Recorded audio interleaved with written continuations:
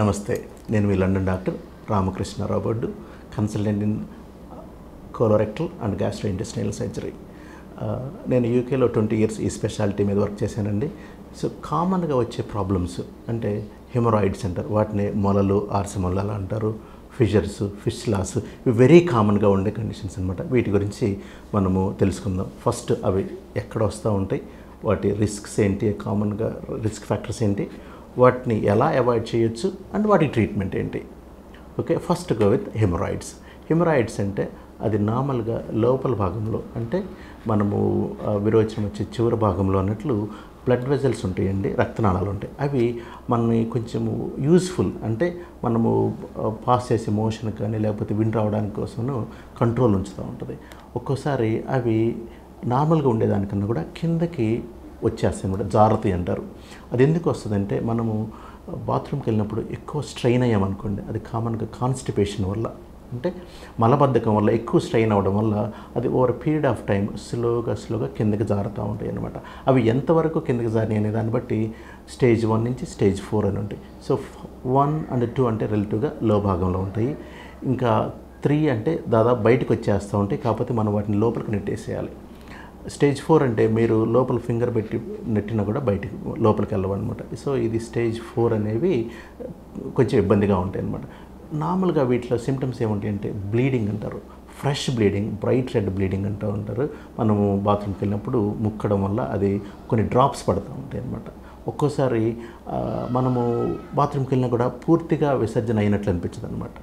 ఇంకొకసారి కొంచెము చుట్టూ టాయిలెట్ బయటకు వచ్చేదను బట్టలకి అవుతూ ఉంటుంది. సో దానివల్ల ఇరిటేషన్ కూడా వస్తూ ఉంటుంది. ఒక్కోసారి థ్రాంబోసిస్ అంటారు, అంటే ఆ రక్తనాళాలు గడ్డ కట్టుకుపోయే లోపల బ్లాక్ అయిపోయేదని, వాటి వల్ల థ్రాంబోసిస్ అంటారు. సో దానివల్ల ఏంటంటే చాలా యాంగ్రీ అంటారు, అంటే హార్డ్ లంప్లాగా అయిపోయేది, వెరీ వెరీ పెయిన్ఫుల్ ఉంటుంది. సో దీన్ని ఎగ్జాక్ట్గా సేమ్గా ఉంటుంది, ప్లస్ వెరీ డిఫరెంట్గా ఉండేదాన్ని ఏంటంటే హెమటోమా అంటారు, పెరియానల్ హెమటోమా. అంటే సడన్గా ముక్కడం వల్ల, సడన్గా బ్లడ్ వెసల్ రప్చర్ కావడం వల్ల రక్తం గడ్డ కట్టేదను, అది అవుట్ సైడ్ రిమ్ అంటారు, ఆ భాగంలో ఉంటుంది. హెమరాయిడ్స్ అని ఇక్కడ రాసున్నది కదా, ఇవ్వండి ఇక్కడ చూడండి, ఇక రక్తనాళాలు ఇవేంటంటే కొంచెం ఉబ్బుతాయి అనమాట. అవి ఇక్కడ ఉంటే స్టేజ్ 1, ఇక్కడికి ఉంటే స్టేజ్ 2, ఇలా కిందకి వచ్చిన స్టేజ్ 3, స్టేజ్ 4 అంటే ఇక్కడ బయటకు వచ్చేదని మళ్ళీ పుష్ చేసినా కూడా బయట లోపలికి రావడం అనమాట. సో వాటికి ఉన్న స్టేజ్ని బట్టి ట్రీట్మెంట్ ఉంటుంది. ఇందాక మనం పెరియానల్ హెమటోమా అనుకున్నాం కదా, అది సడన్గా వస్తే very painful, very extremely painful. అదేమవుతుందంటే ఇక్కడ ఈ బయట భాగంలో ఉన్న రక్తనాళాలు అవి సడన్గా బ్లడ్ బయటకు వచ్చేదను ఇక్కడ ఒక ఉబ్బెత్తులాగా ఫామ్ అయిపోద్ది అనమాట. అది చాలా సింపుల్ అండి ఆపరేషను, జస్ట్ వితిన్ మినిట్స్లో చేయొచ్చు, లోకల్ అనెస్టిక్ చేయొచ్చు. సో ఇమీడియట్ రిలీఫ్ ఉంటుంది. సో సడన్గా వచ్చేసి పెయిన్ విపరీతంగా వచ్చింది అనుకుంటే ఇది జనరల్గా పెరియానల్ హెమటోమా. సో ఒక్కోసారి కన్ఫ్యూజ్ అవుతూ ఉంటామన్నమాట, ఇది ఏంటి కరెక్ట్గా అన్నట్లు, అది హెమరాయిడ్సా లేకపోతే రాంగ్లో డయాగ్నోస్ అవుతూ ఉంటుంది. సో ఎక్స్పీరియన్స్డ్ కోలోరెక్టల్ సర్జన్స్ కానీ లేకపోతే ఎవరైనా మీకు తెలిసిన మంచి డాక్టర్లు ఉన్నారని అనుకుంటే వాళ్ళ దగ్గర చూయించుకుంటే మీకు అప్రాపరేట్ ట్రీట్మెంట్ ఇవ్వగలరు. సో మనము స్టేజ్ 1 and 2 అనుకున్నాం కదా, అవి రిలేటివ్గా ఈజీ టు ట్రీట్. వాటికి సింపుల్ అవుట్ పేషెంట్లోనే, అంటే మనకి అడ్మిషన్ అక్కర్లేకుండా ట్రీట్మెంట్ ఉంటుందండి. దాన్ని అంతకుముందు ప్రీవియస్గా ఇంజెక్షన్స్ ఇచ్చేవాళ్ళు. సో కాకపోతే ఆ ఇంజెక్షన్స్ డిఫరెంట్ డైరెక్షన్లో వెళ్ళడం వల్ల ఇక్కడ ప్రాస్టేట్ అని ఉంటుందండి. సో దానివల్ల చాలామందికి ఇన్ఫెక్షన్స్ వచ్చేసి, చాలా సివియర్ ఇన్ఫెక్షన్ వచ్చేసి ఇబ్బంది అవడం వల్ల ఇంజెక్షన్స్ ఆల్మోస్ట్ ఇప్పుడు ఎవరు యూజ్ చేయట్లేదు. దానికి ఆల్టర్నేటివ్గా కరెంట్గా ఏమొచ్చిందంటే బ్యాండింగ్ అంటారు. సో సింపుల్గా మనకున్న కిందకి గుత్తిలాగా వచ్చిన దానికి చిన్న బ్యాండింగ్ ఇట్లా పెట్టేసేస్తాము. సో దీనివల్ల ఏంటంటే ఇది మొత్తము స్ట్రివిల్ అంటారు, స్ట్రింక్ అయిపోయేదని అది పడిపోతూ ఉంటుంది.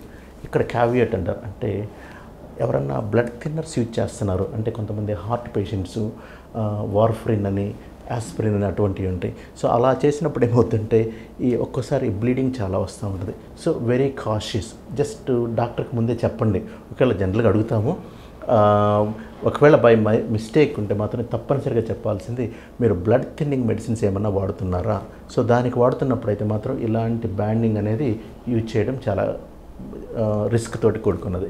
అలాగే నెక్స్ట్ స్టేజ్కి వచ్చేసరికి స్టేజ్ 3, స్టేజ్ 4 అన్నారు కదా, అది బయటకు వస్తూ ఉన్నాయి అనమాట. ఎస్పెషల్లీ స్టేజ్ 2, స్టేజ్ 3లో ఒక స్పెషల్ ట్రీట్మెంట్ వచ్చిందండి, రీసెంట్గా వచ్చింది. యూకేలో ఆల్మోస్ట్ 5-6 years నుంచి యూజ్ చేస్తున్నాము. దాన్ని హిమరాయిడల్ ఆర్టరీ లైగేషన్ అంటారు, హేలో ప్రొసీజర్.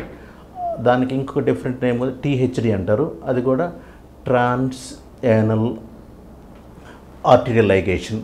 సో డిఫరెంట్ నేమ్స్ ఉంటాయి. బేసిక్గా దాని మీనింగ్ ఏంటంటే ఇక్కడ పైనుంచి వచ్చే బ్లడ్ వెసల్స్ మొత్తాన్ని మనము టై చేసేస్తాం అనమాట. సపోజ్ మనకు వరద వస్తూ ఉన్నది, కింద మనం పైన ఆనకట్ట కట్టేస్తే ఎలా ఉంటుందో, సో అట్లా ఆ వచ్చే రక్తనాళాన్ని పైన చిన్న ఆపరేషన్ వల్ల, దానికి చిన్న స్టిచ్ చేయడం వల్ల చాలా తక్కువ మినిమల్ ఇంటర్వెన్షన్ తోటి దానికి వెరీ గుడ్ అవుట్కమ్ అండి. సో నేను ఇంకోటి చెప్పదలుచుకున్నాను, ఏ ట్రీట్మెంట్ కూడా 100% క్యూర్ అనేది నేనైతే నమ్మనండి. సో ఈ ఎఫెక్ట్ దీనివల్ల అబౌట్ 70 to 80% ఇంప్రూవ్మెంట్ ఉంటుంది. సో ఎనీథింగ్ 70 to 80% నేను సర్జికల్ వర్డ్స్లో చాలా మంచి ట్రీట్మెంట్ అన్నట్లు. 100% అని మాత్రం నేను ఎక్కడా చెప్పను, అలాంటిది నాకైతే కనపడలేదు, నేనైతే చూడలేదు. సో ఆల్మోస్ట్ నియర్ టు ఎంత బెస్ట్ ట్రీట్మెంట్ అంటే మీరు చేసే ఎవరైతే ఆపరేషన్ చేస్తారో వాళ్ళ ఎక్స్పీరియన్స్ని బట్టి, ఉన్న టెక్నిక్ని బట్టి కొంచెం డిఫరెన్స్ ఉంటుంది, కానీ 100% అనేది ఎక్కడ ఉండదు. నెక్స్ట్కి వచ్చేసరికి సపోజ్ అది హెమరాయిడ్స్ స్టేజ్ 4 అన్నాం కదా, అవి బయటకు వచ్చేస్తూ ఉంటాయి అన్నమాట. అలా అన్నప్పుడు వాటికి సపరేట్ ట్రీట్మెంట్ అంటే దాన్ని మిల్లిగన్ మోర్గన్ టెక్నిక్ అంటారు. అది ఇంగ్లీష్ సర్జన్స్ డిజైన్ చేసిందండి. మెయిన్ ఏంటంటే ఆ మొత్తము హెమరాయిడల్ టిష్యూ మొత్తాన్ని కట్ చేస్తారు. దాంతో అది one of the best treatment. కాకపోతే అంటే ఎక్స్ట్రీమ్లీ పెయిన్ఫుల్ అండి. అది పేషెంట్స్ ఎలా డిస్క్రైబ్ చేస్తారంటే బ్రోకెన్ గ్లాస్ అంటారు. అది బయటకు వస్తుంటే ఎలా ఉంటుందో అలా ఉంటుంది. సో ఎస్పెషల్లీ యూకేలో అయితే మాత్రము ఆ ఆపరేషన్ చేసిన తర్వాత పేషెంట్ ఒక 6 weeks వరకు చూడవండి, ఎందుకంటే అమ్మ నా బోతులు తిట్టుకుంటారు ఆ 6 weeksలో, ఎందుకంటే అంత పెయిన్ఫుల్ ఉంటుంది.